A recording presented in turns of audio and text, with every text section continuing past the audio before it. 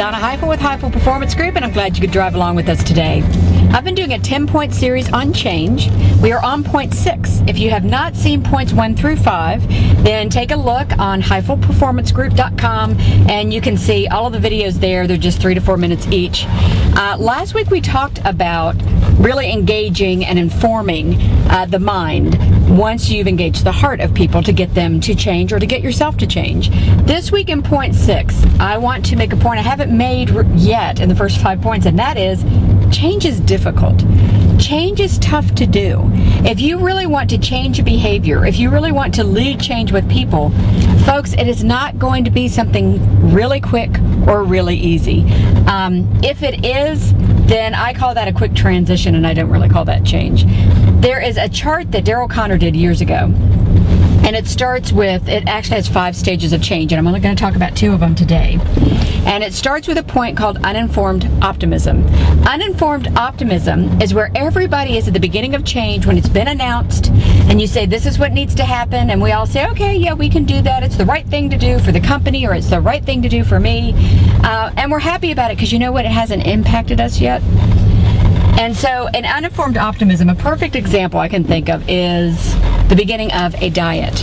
I love the beginnings of a diet because when you do that, you get to go to your first meeting, you get to get all your little paraphernalia, you hear everybody cheering for the people who have lost weight, you get your little book and get to get all organized. And by the way, that night you're going to eat more than ever because you're going to say, I'm going to eat one more time while I can. So you have this uninformed optimism that after tonight, I am going to start losing weight and it's the right thing to do and I'm so excited about it, and you read all your motivational books and you're ready to go.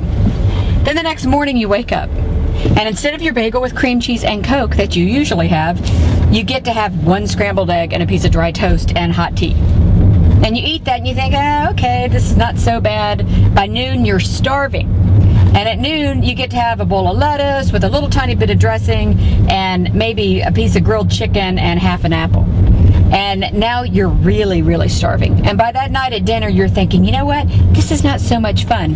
That is that's informed pessimism. So you've gone from uninformed optimism now to informed pessimism that says, this now feels uncomfortable.